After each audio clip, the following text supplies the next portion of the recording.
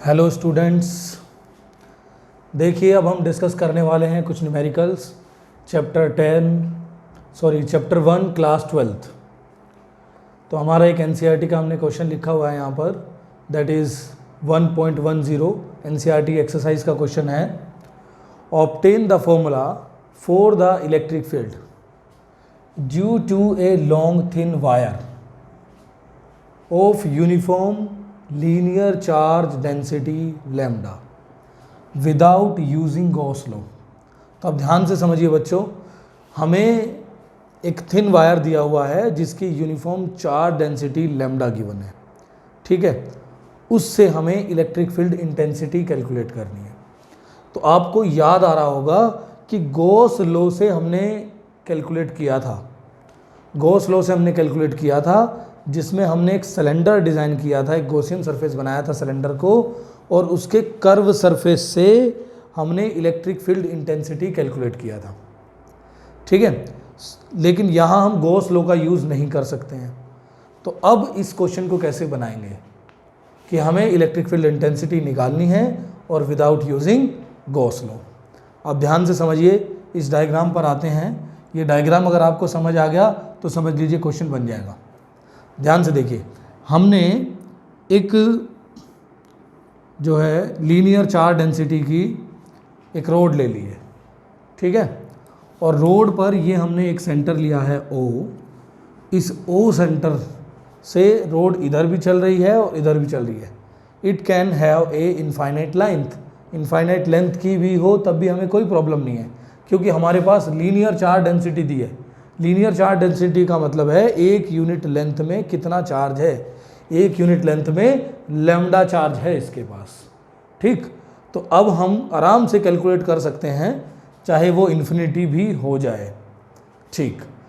हमने एक पॉइंट ले लिया P, जो कि y डिस्टेंस पर है। इस O पॉइंट से y डिस्टेंस पर एक पॉइंट ले लिया P।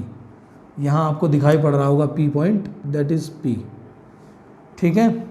इस P पॉइंट पर हमने इलेक्ट्रिक फील्ड इंटेंसिटी कैलकुलेट करनी है। देखिए कैसे करेंगे। सबसे पहले हमने x डिस्टेंस पर from the centre of the road, x distance पर जहाँ से हमने P पॉइंट लिया था ना, उससे परपेंडिकुलर खींचें और वहाँ से x डिस्टेंस पर एक एलिमेंट ले लिया, लेंथ एलिमेंट है ये dx, ठीक, जिसके पास एक छोटा सा चार्ज है dq, ठीक। अब ध्यान से समझिए, इस पॉइंट पर जो इंटेंसिटी होगी, electric field intensity at point P, वो वेरिएबल है। देखो यहाँ वाले पॉइंट्स की अलग होगी जो यहाँ सेंटर पर आ रहे हैं, क्योंकि ये डिस्टेंस दूसरा है, और इससे इधर जितना भी चलेंगे हम, ये x बढ़ता जाएगा और यहाँ पर इंटेंसिटी चेंज होती जाएगी। दैट मीन्स दोनों चीज़ वेरिएबल हो गई, x भी वेरिएबल और dx भी वेरिएबल। अब दो चीज़ें वेरिएबल होती हैं तो हम क्या प्रोसेस करते हैं, हम लगाते हैं इंटीग्रेशन। किसी एक चीज़ को कांस्टेंट बनाकर दूसरी चीज़ के रेस्पेक्ट में इंटीग्रेट कर देते हैं और अपना क्वेश्चन बना लेते हैं। अब ध्यान से देखें, यहाँ हमने इस छोटी सी लेंथ में जहाँ चार्ज dq है, एक electric field dE at point P बन रहा है इसकी वजह से, ठीक है। ये कांस्टेंट इलेक्ट्रिक फील्ड है, मतलब इस dl लेंथ में ये कांस्टेंट है, ये बदल नहीं रहा है, इतना है, कम है, लेकिन चेंजिंग नहीं है। ध्यान से, अब हमने इस dE के कंपोनेंट किए। लेट्स सपोज ये एंगल हमने थीटा ले लिया या इधर भी थीटा ले लिया। इस वाले एक एलिमेंट से पहले डिस्कस करते हैं। थीटा हमने लिया, ठीक।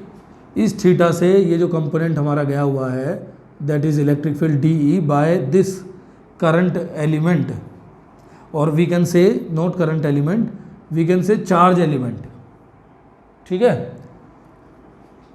अब इसके कंपोनेंट करेंगे तो थीटा यहाँ, तो यहाँ पर जो है ये वर्टिकली अपोजिट एंगल, ये भी थीटा, और इसके कंपोनेंट किए तो ये dx ऊपर और dy नीचे।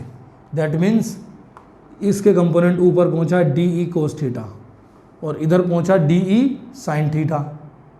सेम करंट एलिमेंट इस तरफ हमें लेना पड़ेगा, क्योंकि ये पॉइंट सेंटर में है, इससे रोड इधर भी जा रही है और इधर भी जा रही है। या सेंटर में भी मत लीजिए, क्योंकि ये रोड हम अगर इन्फिनिटी लेते हैं तो कहीं भी कोई भी पॉइंट लेंगे, ये इन्फिनिटी, इसको सेंटर एज्यूम कर सकते हैं।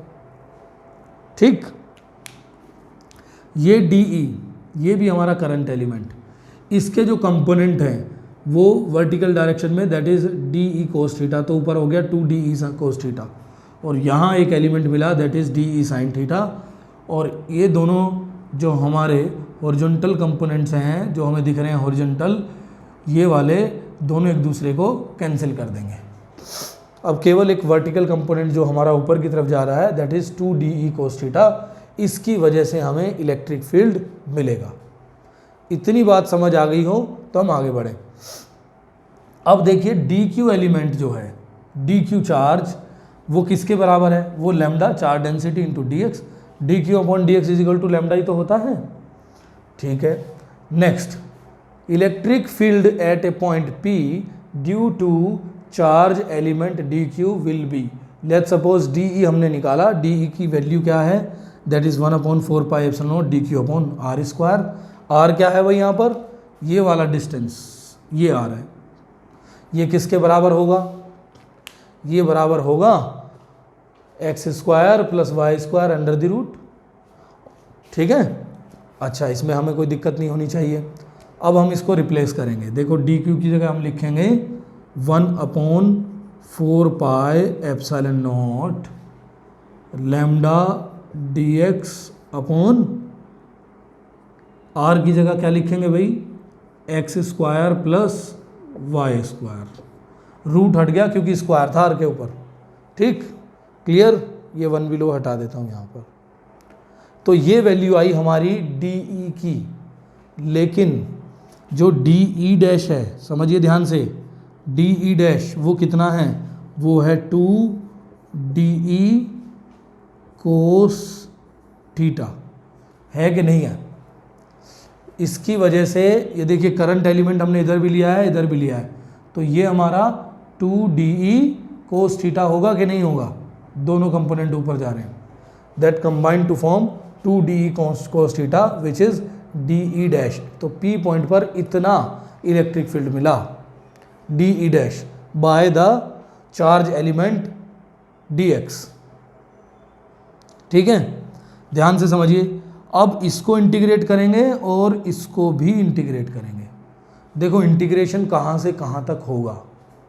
इंटीग्रेशन हमारा, अगर हम ये डबल ना लें, ये 2 ना लें, ये 2 लिया है हमने, तो हम इंटीग्रेट करेंगे यहाँ से इस पॉइंट से इधर पूरा, क्योंकि डबल कर देंगे उसका तो दोनों तरफ का आ जाएगा। या तो हम इसको ट्वाइस करें, या तो ट्वाइस करें और हम इंटीग्रेट करें O से इन्फिनिटी तक, यानी कि 0 से इन्फिनिटी तक लेंथ पर इंटीग्रेट कर रहे हैं। ठीक है, और अगर हमने 2DE ले लिया है तो इधर वाला आ गया, इधर वाला आ गया ना 2ED करते ही, इसीलिए हम यहाँ से ले सकते हैं। लेकिन अगर 2 नहीं लेते हैं तो हम माइनस इन्फिनिटी से प्लस इन्फिनिटी तक इंटीग्रेट करेंगे। ये माइनस इन्फिनिटी और ये प्लस इन्फिनिटी। फिर से समझिए, ध्यान से समझिए, हमने ले लिया 2DE cos थीटा, ठीक, दैट मीन्स हमने electric field at point P by DX जो लेफ्ट में है और DX जो राइट में है, उन दोनों से ले लिया है। ठीक, तो अब अगर हम इसको 0 से इन्फिनिटी तक इंटीग्रेट कर देते हैं तो हमारा नेट इलेक्ट्रिक फील्ड मिल जाएगा। लेकिन अगर 2 नहीं लेते तो हमें माइनस इन्फिनिटी से प्लस इन्फिनिटी तक इंटीग्रेट करना पड़ेगा। चाहे जैसे आप यूज़ कर लीजिए, 2 ले लिया तो इट्स बेटर, 0 से इन्फिनिटी तक इंटीग्रेशन। क्लियर? नेक्स्ट स्टेप देखिए ध्यान से, ये वैल्यू क्या थी? DE की वैल्यू थी। ये हमारी lambda DX 4 pi epsilon naught x square plus y square, ये तो हो गई हमारी वैल्यू किसकी? DE की। 2 लगाना पड़ेगा क्योंकि ये 2 था, और ये cos थीटा भी लगाना पड़ेगा। बिल्कुल ध्यान से ऑब्जर्व करोगे तो सब समझ में आएगा, एनालाइज करोगे प्रॉब्लम को तो। अब ये 0 से इन्फिनिटी गया, इंटीग्रेशन, ठीक। और यहाँ डी ई का क्या मिल जाएगा, net electric field E integration of this, ठीक। अच्छा, अब देखिए हम क्या करने वाले हैं, अब हम करने वाले हैं tan of theta, tan theta किसकी वैल्यू, अगर थीटा ये वाला हमने लिया तो वैल्यू यानी कि perpendicular upon base that is x upon y, ठीक। अब देखिए x is equal to y tan theta, differentiate कर दीजिए इसको, dx is equal to y sec square theta d theta, ठीक है। इतना तो डिफ्रेंशिएशन आता होगा 12th में आके। अच्छा, अब देखिए dx की जगह हम y sec square theta d theta लिख सकते हैं और x की जगह y टेन थीटा लिख सकते हैं। पुट कर दीजिए इसमें, यहाँ मैं पुट कर देता हूँ, देखिए ध्यान से। तो हमारा e जो हो जाएगा that is integration from 0 to infinity, अगर हम dx के रेस्पेक्ट में करते हैं, और अगर हम थीटा के रेस्पेक्ट में करें, देखो थीटा कैसे वेरी कर रहा है, जब हमारा x 0 से इन्फिनिटी जा रहा है तो थीटा कहाँ जा रहा है, 0 से π/2। फिर से x 0 से इन्फिनिटी जा रहा है तो थीटा हमारा जा रहा है, अगर इसी लिमिट को थीटा के टर्म्स में कन्वर्ट करते हैं तो वो जाएगा 0 से π/2, ठीक। तो ये हो जाएगा 0 से π/2, ठीक।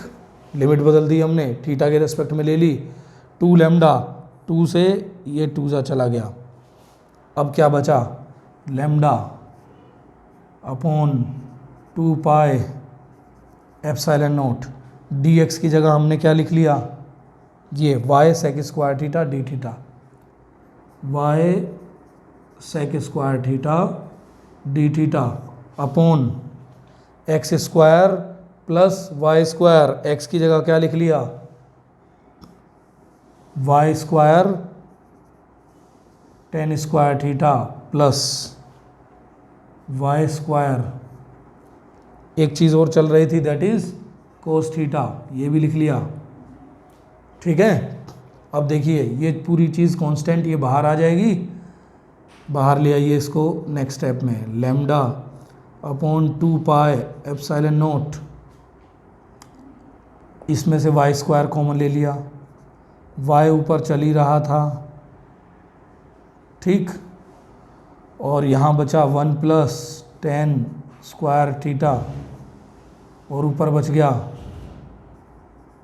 सेक square theta cos theta d theta, sec square is equal to 1 plus 10 square theta, y को हमने स्क्वायर हटा दिया इससे, अब क्या बच गया, लिमिट हमारी 0 से π/2, अब क्या बचा, कोस थीटा डी थीटा, तो ई की वैल्यू क्या बनेगी, lambda upon 2 pi epsilon naught y, y कौन सी पोजीशन है, पी पॉइंट की, ठीक। अब लगाएंगे हम यहाँ पर कोस थीटा का integration, cos theta d theta 0 से π/2, ठीक है। ये देखिए यहाँ से मैं इसको ऐसे लिख रहा हूँ, इधर कोस थीटा का इंटीग्रेशन क्या होता है, E is equal to lambda upon 2 pi epsilon naught y, cos theta का इंटीग्रेशन होता है साइन थीटा, अब लिमिट लगाएंगे 0 से π/2, ठीक है। क्या आया आंसर,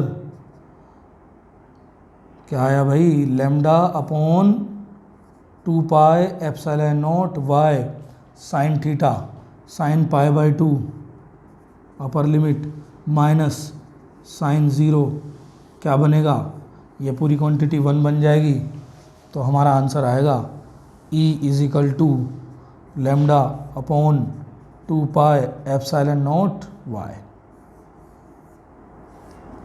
इतना इलेक्ट्रिक फील्ड मिलेगा, विदाउट गोस लॉ हमने कैलकुलेट कर लिया, ठीक है, नोट करिए।